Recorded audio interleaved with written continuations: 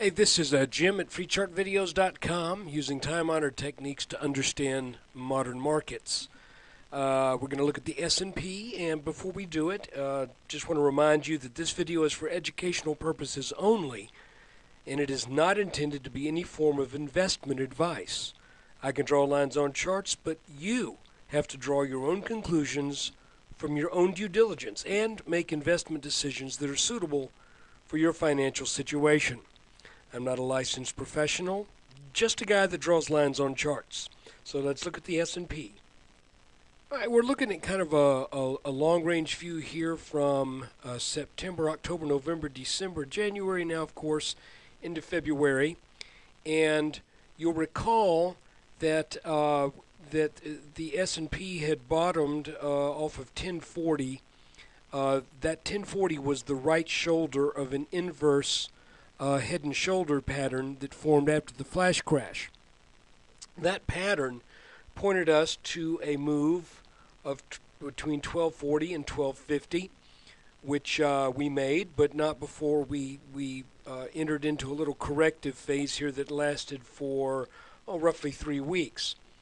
At the time, I think you may recall I mentioned that as we actually, before we broke out of this, I said, I think we're going to break out of this and go up and maybe see this line right here that I'm highlighting. That was the old support line for this channel that lasted for about 9 weeks. And I mentioned that, look now, I believe, for that support line to become a resistance line. And lo and behold, that's exactly what has happened. And now we have what appears to be a new support line. Now, I will have to let you know that this line, when it was acting as support, was getting lots of good tests. This line has not. So, it could be that I may have to revisit this chart and maybe look at a line that isn't quite as aggressive as this one is, but we did get a good bounce right here. So for right now, I'm calling this a support line in an overall upwards channel. And you also know from the videos that a long time ago, back in actually in my notes, July of 2009, 1340 to 1350 was a target that I had from back then. And if you want to take a look at things, that would have been late July when the S&P was around 980. Because of the pattern that had preceded it, I had gotten a projection, a minimum target of 1340 to 1350. And I don't need to tell you the kind of grief that I took on the Yahoo message boards, particularly in the FAS board back then, saying I think this is going to 1340 to 1350. At the same time, Dow 12,000. So just kind of tooting my horn. When you get it right, you got. When you get it wrong, they'll let you know. So you can also see that that once this broke, that had been taking the S&P up nicely, this support line, that was when we formed this second inverse head and shoulders pattern that now has led to a really nice move. So let's look at a 30-minute chart. And I've got some little features I want to show you. First thing is I've been right on a lot of things. I was wrong on something. We did get over this orange line. I was not expecting that to happen, guys. I really wasn't. That surprised me. However, when you look at this chart, you can see that there was also a breakdown below this line that maybe set up, this is going to sound kind of strange, maybe set up kind of an oscillation in the market, to where sometimes when you have a channel and something takes levels below the channel, when it regains, sometimes it'll kind of kick up over the channel. That's my story, and I'm sticking to it. I mean, I've seen this happen before. I'm not saying for sure that's what happened here, because you might make the case that this came out of was a premature breakout, and that led to this. There's a number of interpretations, but I didn't think we were going to get over this orange line. Now that we are over this line, will that hold as support? You remember the general rule, and that is that rising lines of resistance, and that's what this would be, once broken, do not offer that much support. Okay? So it would not be unusual for the S&P to come right back down into this channel. Conversely, if you're in a downward trend and your channel is sloping down and you drop out of that channel, it is not unusual for levels to come right back up inside it. When you have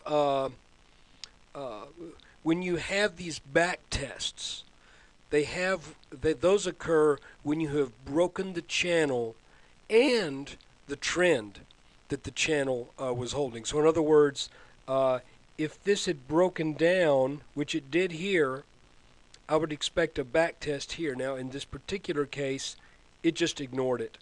So this was just a little bit of something sloppy going on during all this Egypt mess.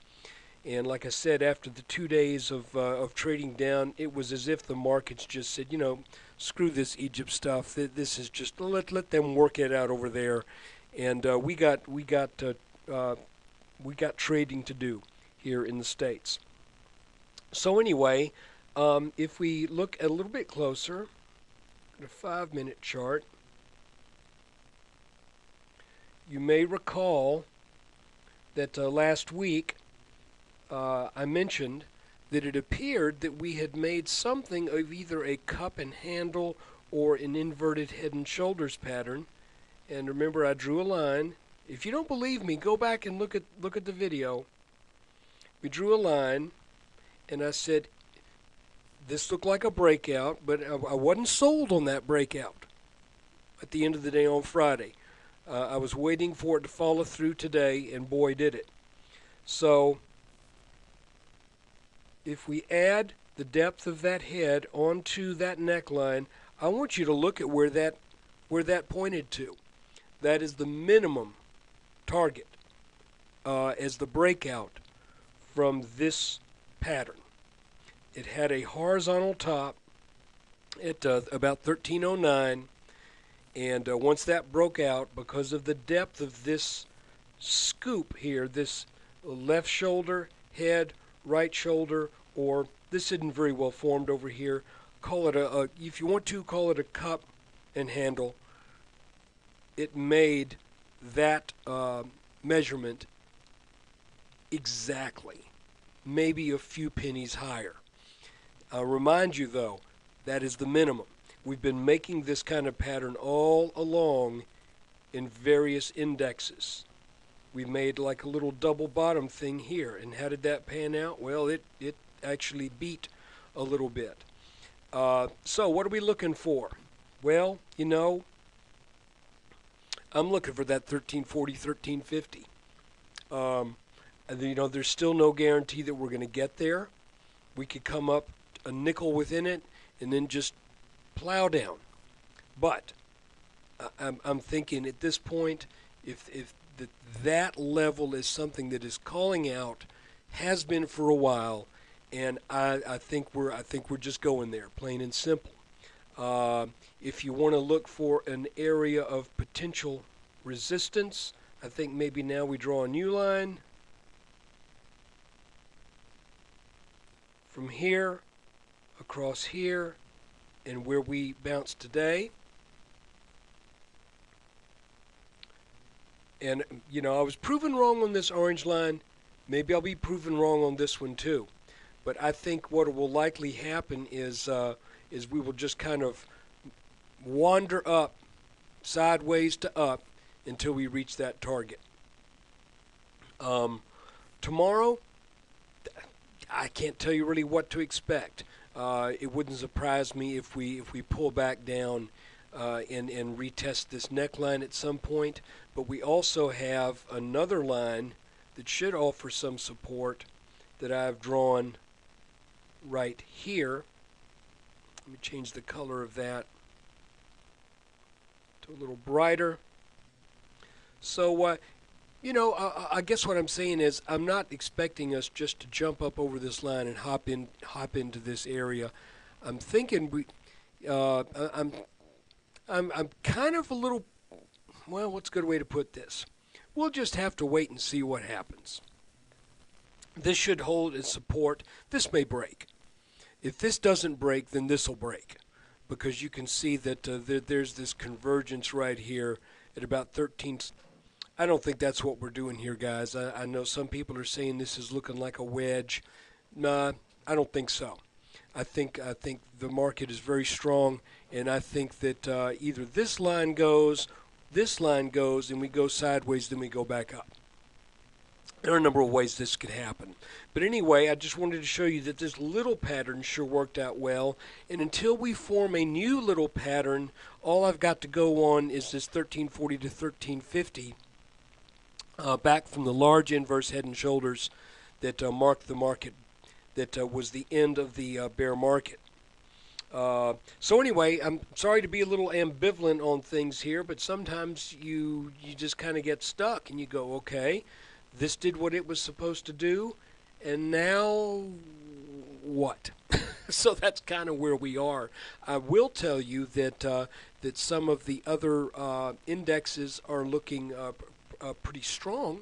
The Russell, I think, may pull back a little bit from where it ended today, but I think it is going to be quite strong, despite the bearish gloom and doom from some. That's just my opinion. So anyway, by the way, thanks to all the people who've been signing up and joining, subscribing to the YouTube channel, and I appreciate it. And when you get a chance, I'd appreciate it too if you could stop by freechartvideos.com and take a look at the forum, maybe sign up and start offering your ideas there. And I remind you that this is a free website. If you're making a killing because of something that I've said and you want to be generous, I do accept donations. I want to keep doing this, and I don't want to do it and just have it be a total drain. And right now it's basically break even. I'd like to be doing something more with it, but anyway, that's just whatever you feel like doing. Take care. There'll be another video tomorrow.